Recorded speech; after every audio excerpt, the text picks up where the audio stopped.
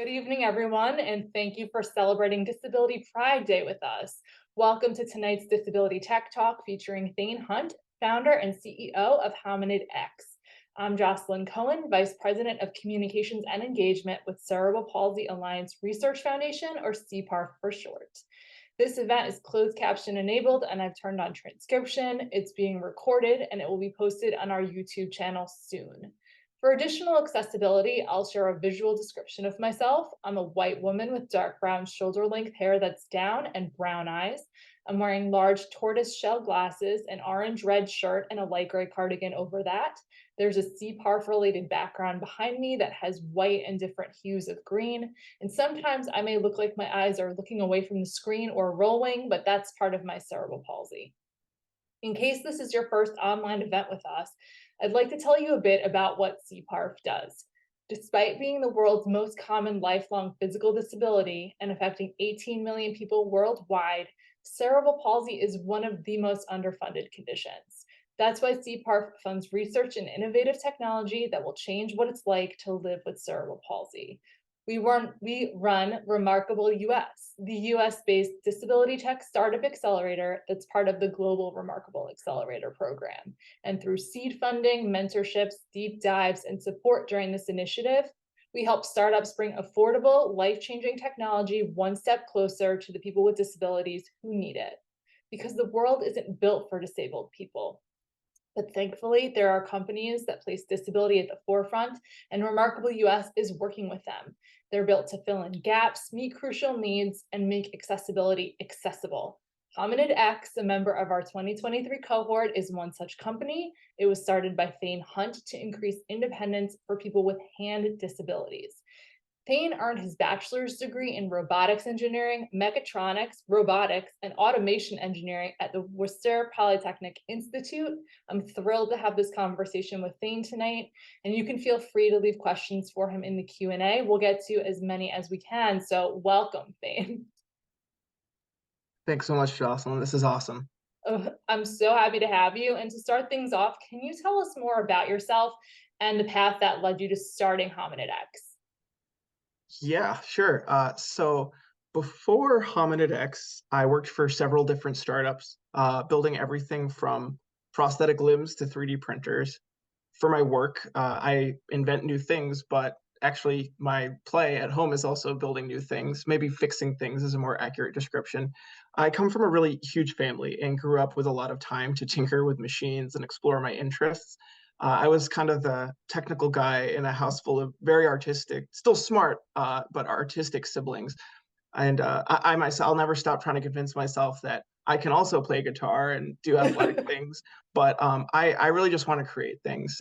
The only time I feel like everything makes sense is when I'm testing an idea. So from there, as many people do, I came to Massachusetts to study robotics in college. And like a lot of people, I stayed there for the tech scene. And as for the path that ultimately led me to creating Hominid X, it was clear to me from the beginning that I wanted to make useful machines for people to use. But I needed like almost a decade after school to figure out that the exact machine I wanted to build, I needed another bigger machine first. And that machine needed to be made of people and ideas, not gears and wires. So AKA a company. And you need a big team to do big things quickly. So here we are. There you are. I mean, I love hearing sort of how you grew up and the way your mind works. And I think it's one of those things I talk about a lot, that like people with disabilities are interdependent, but I mean, everybody is interdependent. We all need these different kinds of minds and different kinds of thinkers and different kinds of creatives and artists and everything to kind of keep the world rolling and moving along. And Mhm. you've pursued and accomplished a lot in your life, and you alluded to some of that, but what drew you to the disability space and what kept you here? Yeah. So after I got through the childhood stuff of wanting to be like a baker and then an astronaut, and then I saw Apollo 13 and I was like, I'm not going to space. I was like, I really want to be a doctor. I wanted to invent new surgeries and find cures for things. I also really liked robotics. I don't know why I came preloaded like this out of the box. I wish there was a better explanation. I designed my college workload to be super heavy on biomechanics, physics, robotics, controls. musculature, electronics, and things like that. But basically, everything I did was towards this kind of fuzzy goal of creating technology that would help people and not just help them, but just make their lives better. So without knowing exactly what that would be, I said, well, I'll just gain enough breadth of experience to ensure that whatever I end up doing, I don't feel too overwhelmed by the challenge. So, I mean, I'm often overwhelmed, but now I've got people in my company who are tougher than I am, so it's okay. So, People so are tough anyway, in different ways. yeah, Don't sell exactly. yourself short. Everyone's different. Yeah, we've got different strengths, and so I got a job early in my career working at a prosthetics development company, and there was some excellent work going on there, but it was very conceptual work. Okay. Like they weren't set up for commercialization. I'll say it was there that I learned about the financials of the American medical system, Okay. and it felt pretty, yeah, not great to know that there were actually plenty of innovative ideas already, but as a society, we've built a medical billing system that, um, pardon the negativity, but it sometimes rewards overblown costs around the insurance coding systems. And it leads companies to fail to consider whether they could do the same thing for a tenth the cost or make it so that they can bill directly or through a flexible spending account, right? There's lots of different ways to get these things paid for. So Right. I ended up leaving the field of disability tech after that in contempt. I wasn't going to play the insurance L code game. I wasn't going to invent things that were doomed to benefit no one. But at later jobs, I learned a lot about manufacturing and commercialization, new ways to scale concepts. And I found myself just yeeting back to disability tech to deploy these new ideas.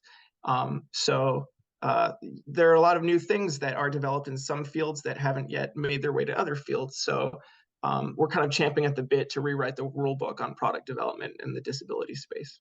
I love that. And it's like you fell in love with the idea of the space, and then you saw a little bit of the wizard behind the curtain and you said, this space is not for me. And then you learn more and you're like, I can reshape the space. And that's sort of what you're doing here. So Exactly. that's so great. And I just as a disabled person, I also just appreciate that, you fell in love with the space without any personal connection to it. Oftentimes people land here with personal connection, and that's wonderful. Mhm. We need as many allies as possible. And so that the fact that you're here just because you want to help people, like the most altruistic side of it, I love that as motivation. And you're taking your ingenuity and helping people, so that's fantastic. Thank you. um so you talked about some of the bigger challenges that you witnessed when you were coming up and when you kind of started in the industry and then left it. But what were the biggest challenges you faced while creating your current products? And we'll talk about your products in a bit as well. Yeah, biggest challenges. So there were two big challenges. There were a zillion challenges, but the two big ones that are on my mind right in this moment. Sure. Um, Ask me tomorrow, and I'll have two different challenges. But two really big ones were one was getting started, like figuring out whether I even picked the right problem. And I don't mean like to do disability tech or not to. I mean like for holding stuff. The goal isn't to hold something, it's to do something. It's the goal is not to hold a cup, the goal is to drink, right? So it Mhm. was grasping really the issue. I have a background in robotics. What if we built a robot arm to hold the cup for you? What if elbow mobility was the bigger factor, so the hand was irrelevant? So this sounds weird, but I think once we zeroed in on the right problem, the mind space in which we were playing converged down to a much smaller and constrained, but that's kind of nice. It was like a smaller, safer space. Mhm. So if you can once we got there, that was half the battle. The product took a day, honestly, to ideate, prototype, and do the first ever test. It's obviously improved a lot since then, but the basic idea is the same. So picking the right problem was really the key. And then I'd say the next biggest challenge was finding occupational therapists to take us seriously, Sure. to take me seriously, really. So I finally gave up, and in a good way, and just booked a booth at a trade show for hand therapists. Okay. It was interesting because I think they just assumed I was legit because why else would anyone else spend thousands of dollars on a trade show display? But that There's perception of that kind of, ingenuity right there. yeah, exactly, just to kind of change the rule a little bit. So, but that I think that perception of credibility that brought us got us the intro we needed. Mhm. And so the first few supporters from there are the reason we survived. So I would tell anyone that's doing this stuff, like, go to trade shows, just buy the booth. And It's worth it. was part of the issue that, the therapists that you had met before that were just used to, whatever already existed in the market and thought Yeah. that that was good enough? Like, did Mhm. they not see that it could be improved upon? What was their feedback to you at that time? Yeah, it was just that we had some OTs that were really excited, but the most excited OTs sometimes were the most busy OTs because they were like the early adopters going all over the place. The more skeptical, and I'm not downplaying skeptical OTs, I think it's their job to gatekeep and make sure that we don't put ridiculous things onto people's hands Of who are. course. Yeah, exactly, exactly. So I would say that they would say, look, there was a book we learned from, and it would have your different hand braces, it would have your universal cuffs, and we're flipping through the pages and we don't see this product. And I'd say, well, Mhm. it's new. And so there was just a weird chicken and egg problem there. And so what we ended up doing was just showing so many people, the product, and actually getting enough early users to try it that their hand therapist would say, oh, I never saw that before. So it's not that they doubted the product, it was more just like being skeptical of anything new, and that's something that we all fall for Of sometimes. course, for anything on any in any way. Yeah. Gonna veer a little bit just because you talking about the product, can you show it to us and kind of explain what the different pieces are and how they work? Yeah, so this is the, oh gosh, okay. So this is That's the the pro oh, I've fiber. got my background on blur, and we're gonna fix that real quick. It's so much better. Okay. So this is what it is. There's a wrist piece that holds this onto my wrist. It's basically a silicone watch band. On my wrist, there's a spring reel extension, which is, if you've ever used a measuring tape, it's a Yeah. very, very similar mechanism. So it has a coil spring that pulls the string in and out. Leaving the wrist strap, there's a clear strap that runs along the back of my hand. It wraps very comfortably around my fingers and has points of adjustment so that it fits anyone's fingers. On the end, there's this little tiny plastic hook.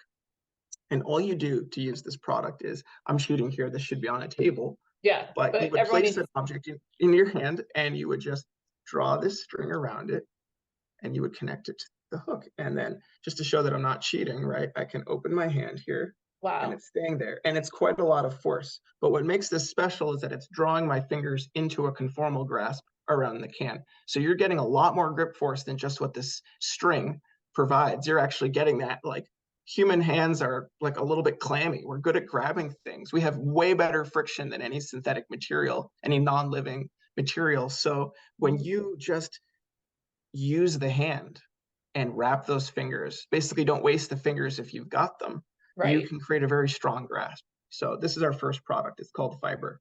It's called the fiber. And then you can use it like what kinds of grip strength would you need to have for that to help you?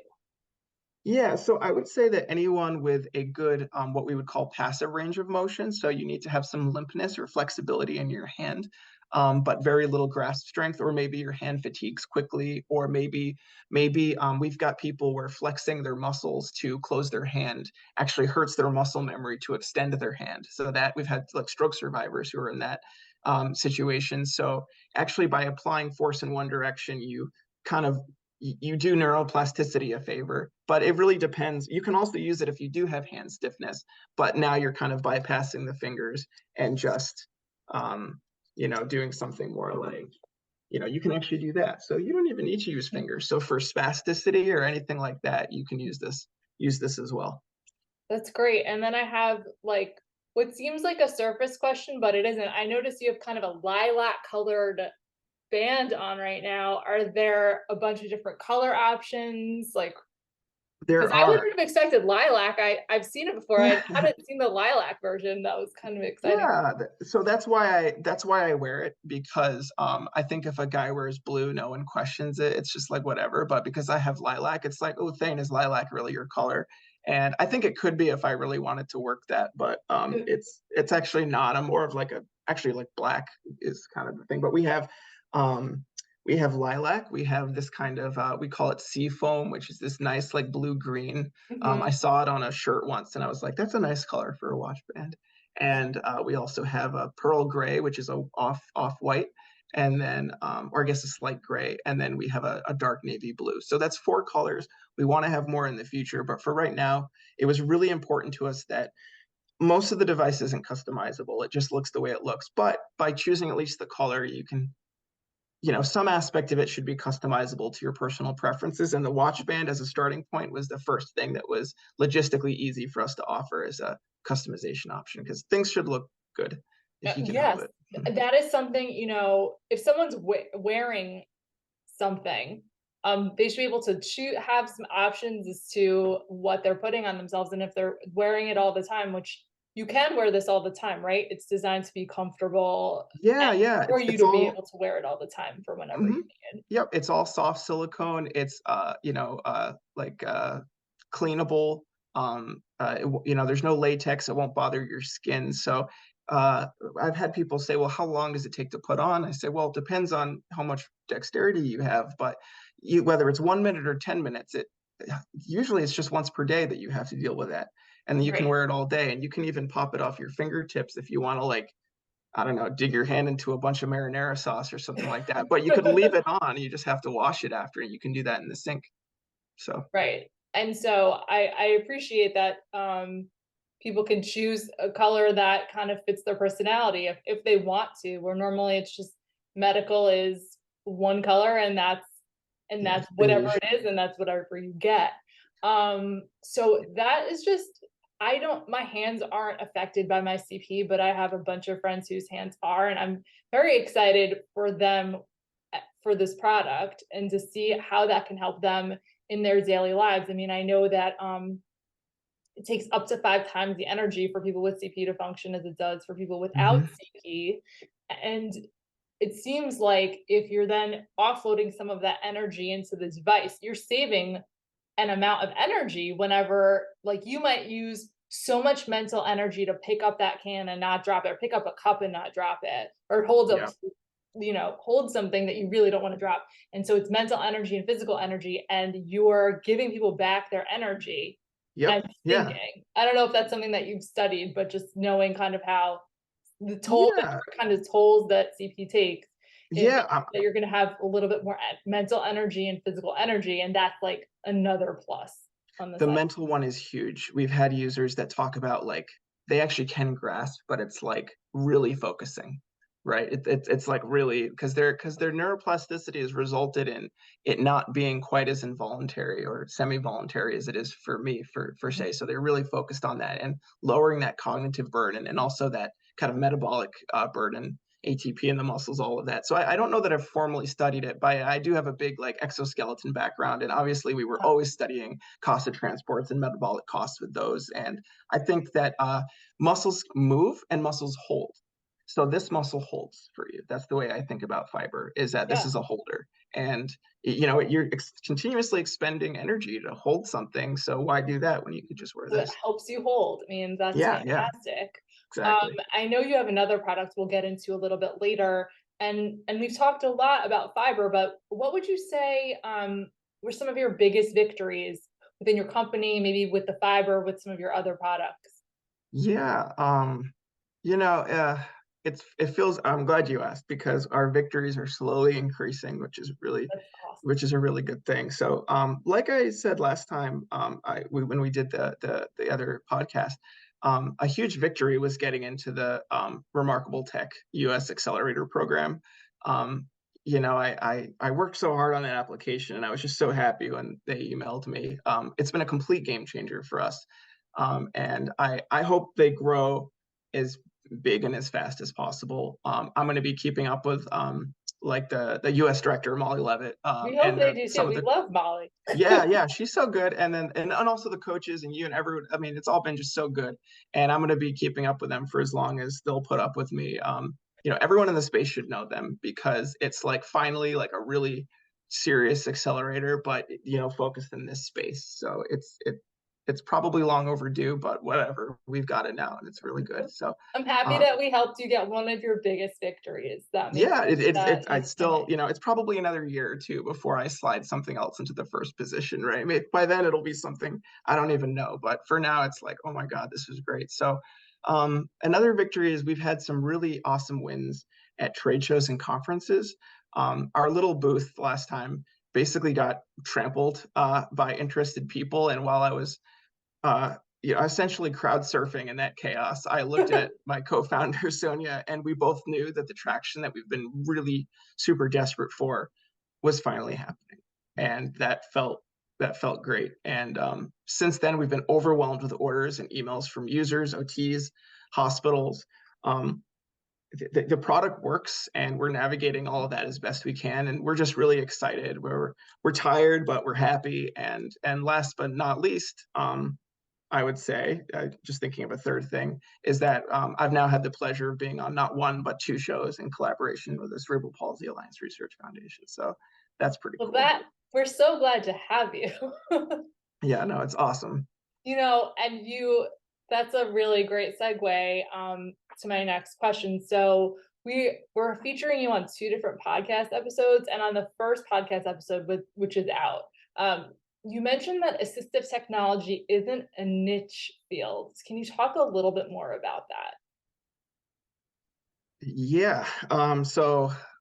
Yeah, this is a hill I'll really die on. Or not die on, but just stand on and shout. So I Googled the word, this is obnoxious. I Googled the word niche, and the definition is, and I wrote it down here, denoting products, services, or interests that appeal to small, specialized sections of the population. Okay, so the operative word there was small, and I think when people say small, maybe they mean insignificant or unimportant. Mhm. And I don't think anyone should be describing disability tech with the word niche as a result of that. And backing up and being a little bit less mushy, it's not even true by the broader definition. Right. Hundreds of millions of people is not a niche. And I think maybe what some people are trying to say is not enough money opportunity. So, and I just don't understand that. I think that's a bunch of baloney, because why is hundreds of millions of paying enthusiastic customers a niche market? Um, so like, I don't know, I'll hold I forth for know. just another moment, but my suggestion to anyone in disability tech who is trying to build a product, raise capital, give capital, whatever, would be to stop looking at the market as a relative quantity, because there's always some bigger market of some other random, there's the automotive market. It's not fair. So we should consider the actual numbers in their own scale, right? So hundreds of millions. I've been told that mainstream products like glasses, This is an shoes, assistive belts. device. This is Yeah, assistive, disability tech. exactly. Yeah, exactly. Like it's exactly. Glasses are an assistive technology, and what did I say? Shoes, air conditioners. They say those aren't niche because everyone can use those, right? If I'm pitching an air conditioner, hey, every human that lives in a hot area, I've got this billion-dollar market. Well, that's wrong. So a huge percentage of the world population can't get most of those things, and I'll refrain from naming major brands for each of those products, but we all know the big names, and most people can't actually buy their products worldwide if you move outside the US. But those companies, they're in business. They raised millions of dollars.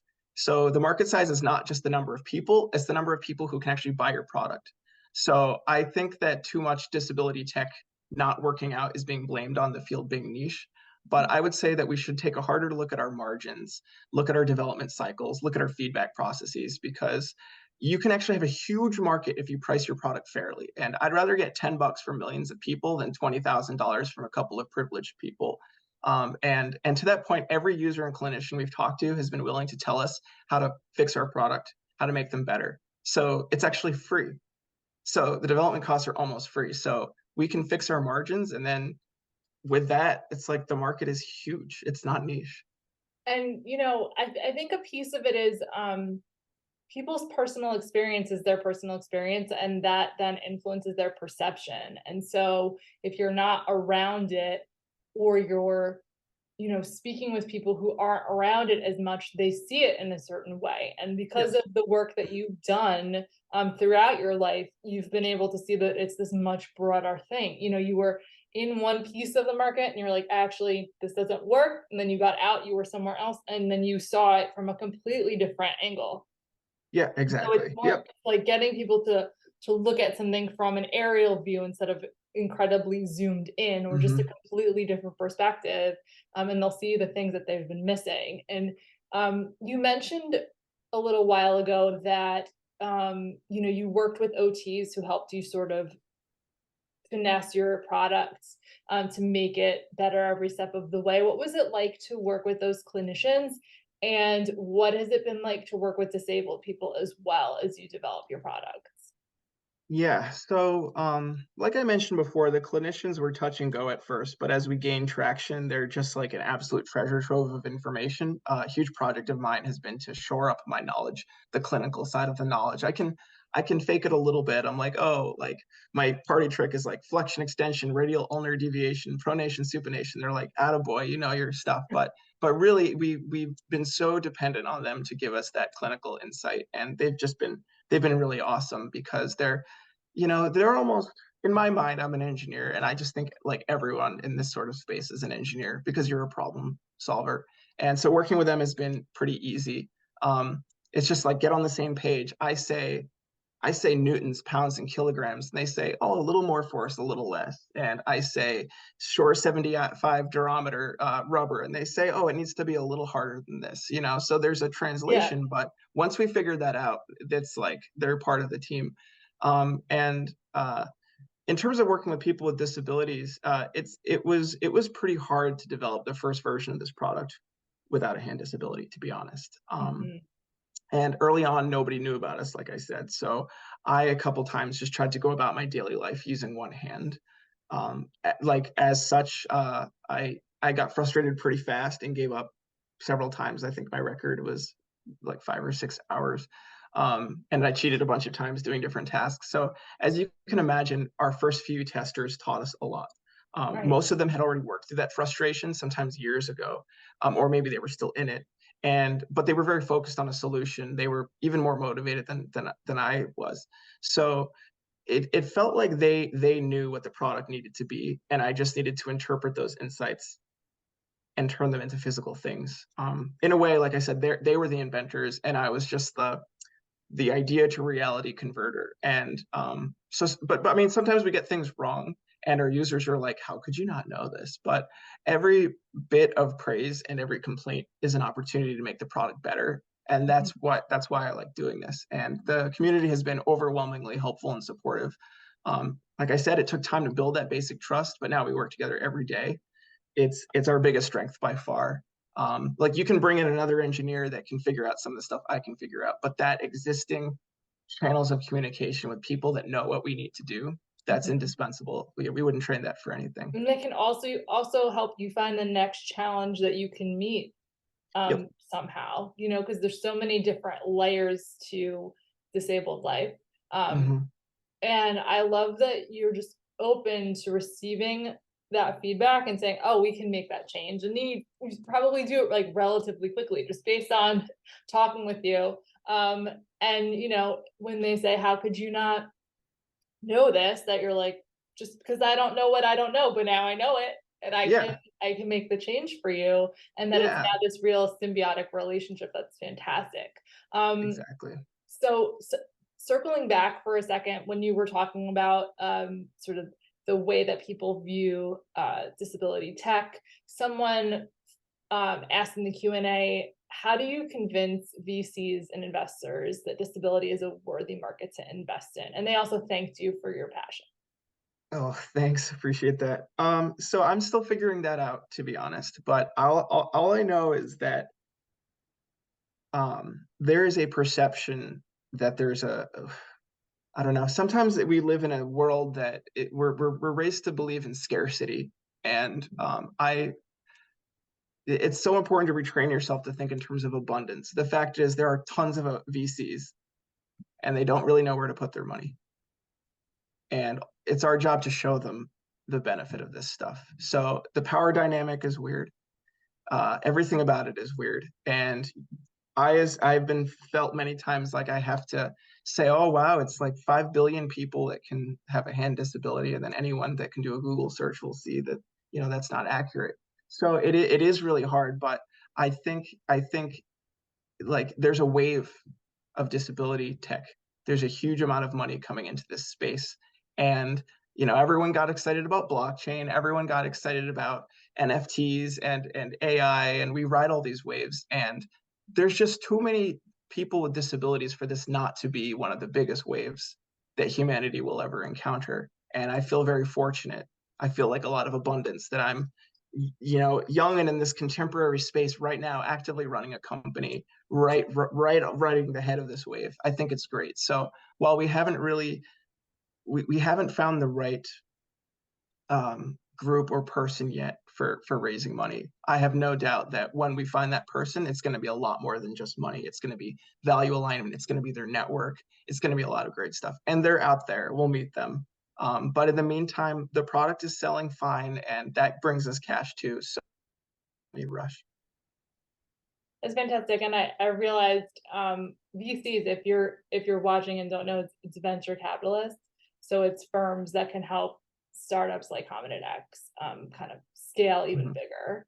And yeah, it's slow going to change people's perceptions. So every conversation that you have, or that some founder has about disability with a venture capitalist, even if they're not necessarily investing in what you're doing, that might be the first time they've heard about it, but it's not going to be the last, right? So like you're the baby parts of the wave. If someone else catches the bigger part of the wave down the line, that's partially because you had that conversation and they were maybe the 10th or 20th person and company to speak with that venture capitalist firm. So Yeah. it's having those conversations and building those relationships and just stoking those like embers of thought that people wouldn't have otherwise had. Yep, 1,000%. But well before Apple raised money, there were like a zillion failed computer companies full of really smart, innovative people. And when that stuff took off, they all got jobs at big companies, like being contributors. So no one's going to get left behind. It's going to be cool no matter what. That's right. So we've talked a lot about the fiber, but the modern cuff was your first device. So can you tell us a little bit about that and how that helps folks? Yeah. Demonstrate it maybe? Like, I don't know if it also Yeah. comes in a fun lilac color. Yeah. Maybe it does. So, unfortunately, this one is not lilac. This one's just the boring white color, but our straps are modular. So if I wanted to, I could have made it lilac pretty easily. So our products are all modular, so we can keep costs down, replace parts a la carte, stuff like that. So just I was gonna make a joke about doing this off the cuff, but I Well, guess you I just sort of did yeah, I guess I right just did. there. So yeah, rip. Okay, so we knew going in that fiber wouldn't work for everyone. Maybe there's someone on this call looking at it and being like, "Oh man, maybe my other hand doesn't move enough to connect the hook or something like that." But so it might not work for everyone, and some people they won't have enough flexibility in their hands, or it might be too difficult for them to even put on in the first place. And we want to help every hand, right? No hand left behind. So we took the old idea of a universal cuff, which have been around for ages, and we modernized it. So the old ones were made of like a stretchy beige fabric. They would get dirty and they could only hold a narrow range of objects. Imagine like a backpack strap wrapped around your hand with a tiny pocket sewn into it. And it has no give, it has no elasticity. So maybe a fork at home fits, but then you get to a restaurant, you're horrified to realize that the wider restaurant fork doesn't fit in. Like Yeah, the it's big fancy 2000. fork, no.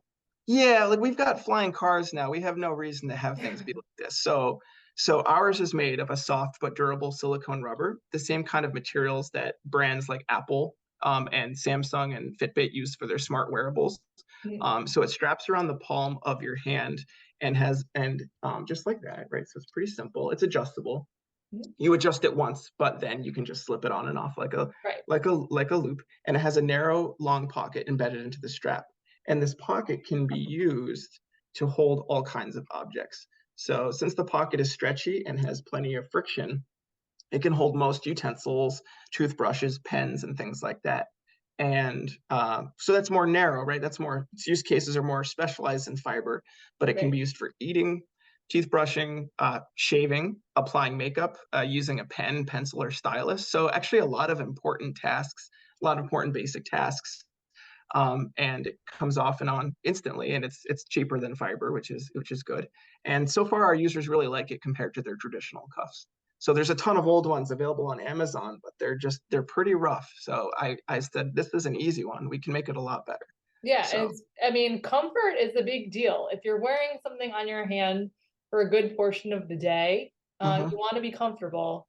Yeah, And the idea of thinking of a backpack strap around my hand is not no, enticing it to me. sucks. Yep. I don't want to do it.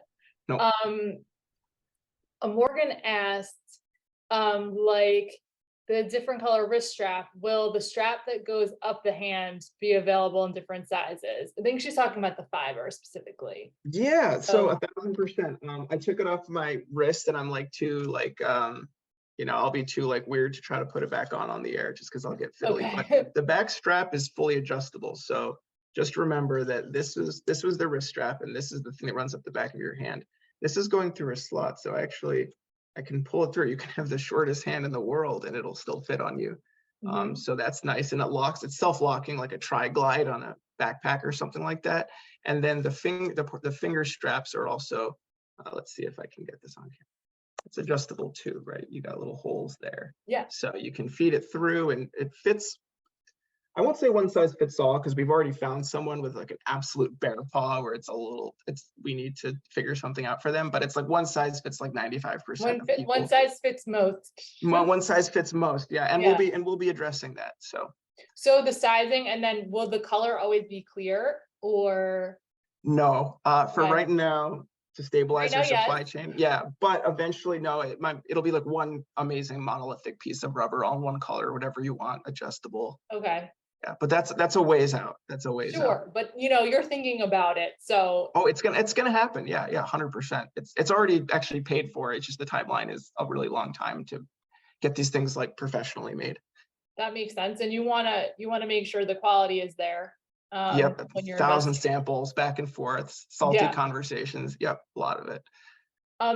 So we've talked about your work with OTs in developing this. We've talked about your work with the disability community in developing this. Who would you say is your ideal customer? It can be a completely wide swath of people, but I just want to kind of cover some Yeah. of the bases of the people and maybe the conditions that they'd have that would be ideal customers for this. Yeah, yeah. So, I mean, yeah, like a year, I do know the long list of conditions. And a year ago, I might have told you some very specific population like stroke, cerebral palsy, spinal cord injury, ALS, MS, carpal tunnel, cubital tunnel. I probably already said brachial plexus injury. I don't know. Parkinson's, orthopedic, neuro. Oh, like there's tons of things, but now in the interest of, I know I can talk for a long time, but just to save that spiel, I say anyone who needs some support grasping and holding, period. So sometimes it's hand weakness, sometimes it's tremors, sometimes it's fatigue, sometimes it's pain. And we'll refund anyone if they put it on and it doesn't work for you. So I think we've set the risk to reward ratio pretty nicely. And I will Mhm. say it's very hard to find each and every person who might benefit from this product. So we are extremely appreciative when occupational therapists, users, doctors, clinicians, and other leaders in the space help us reach people. Unfortunately, we need to sell products to power the development of our new stuff. So when people spread the word, that's just incredible for us. Yeah, I mean, I like that you're sort of looking at it both ways. If someone, because disability is kind of funny like that, depending on how you think about yourself, or if you're a parent, the way you think about your child, you might think very specifically in terms of their condition and want to see that listed somewhere. And you're like, I see myself in that. I see my condition listed, like that's for me. Um, Yep. Hmm. Depending on if you're feeling a different way on a different day, you might just think my hand's really tight, it doesn't do the things I want it to do, what's something that could help me, and you could find it that way. So you're kind of You're appealing so to right. both sides of it. Yeah, yeah. That's a huge. You're so right, and that's something we're still figuring out. There's different ways that dealing with the internet and optimizing things, and it just, I think, depends on the audience that you're reaching out to, and knowing that like whichever angle you choose with the language, it's going to resonate with someone and someone might not feel like it resonates with them. And then you pick the other one and the inverse happens and you'll catch everyone ultimately that you need to when you Mhm. alternate between those two things, I think. Yeah. It's such a Yep. personal Totally. thing, you know? Yeah, yeah, it is. It is. And that's one area where like social media is really nice where rather than because your website only has like one little spot where you can put that first paragraph they see on the homepage. You get one little spot. So, but that's where like other pages and social media and random TikToks come in and are really helpful because sorry, we can Mhm. drop things a lot of different ways and see if we can just be more generally relatable and appealing. I think that's important because yeah, everyone thinks about this stuff differently. Yeah, and on the second podcast episode that is coming out soon, we also feature a user story, and that's someone who's gone, had some success on TikTok with different things thanks to their use of your product. So Mhm. people should keep an eye and an ear out for that, and find that person on TikTok once that episode comes out. So you've achieved a lot, and you have a lot of energy, I can just tell every time I talk to you. So what do you hope to achieve in the next year and ambitiously also in the next 5? If that's something that you think about, I mean. I do. I think about it a lot. It's like during my time when my brain is really good, I'm solving problems. And then when my brain is tired, I kind of like let it drift into the future. And that's when some of the blurry plans start to form. So right now, we're just like 1,000% laser focused on launching the products. And I know they are launched, but as they scale and grow, there's more and more that goes into it to make it work. So demand is growing, right? But with that scale, we get new problems, good problems. Logistics, customer service, we need to grow, and that's a good problem to have. So and but even in this year, by the end of the year, we're launching a pediatric size version of fiber because we've had a ton of interest in that. We're working with some really great places to get with tons of kids. It's so cute and nice, and they're guiding us on exactly how to do it and also a specialized new product designed specifically for therapy settings.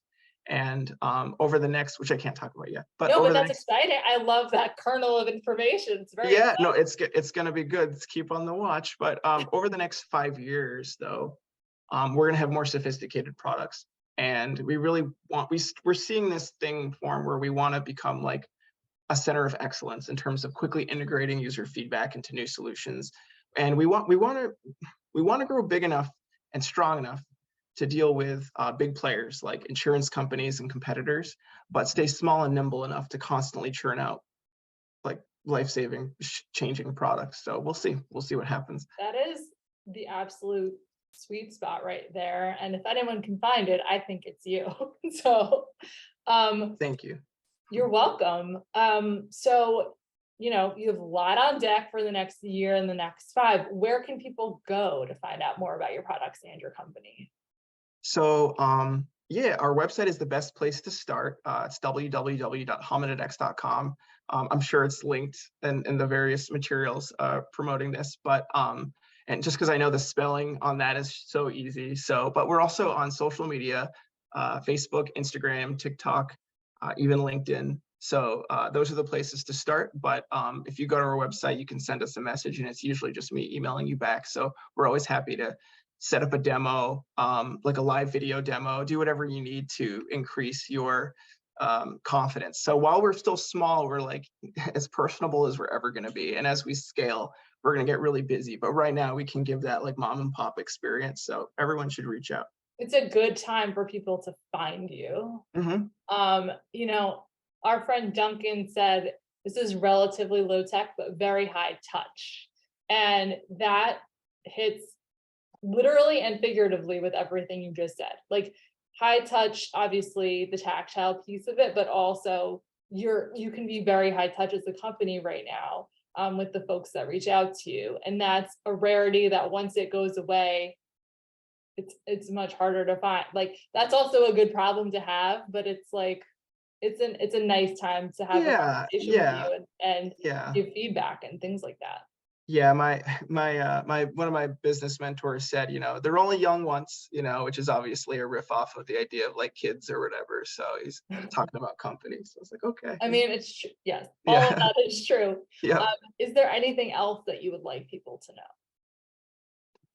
Anything else? So we are working very, very, very hard on this, and we're a small company, so please work with us. I promise we won't give up trying to solve the grasping problem as long as the users and the clinicians don't give up on us. So I'm 1,000% confident that we'll figure it out. We're engineers, so just tell us what to make, and I appreciate everyone's help and support. That's so kind of you, Thane. Did anyone else have questions? I'll give it a minute or so for people to drop questions in the chat or the Q&A.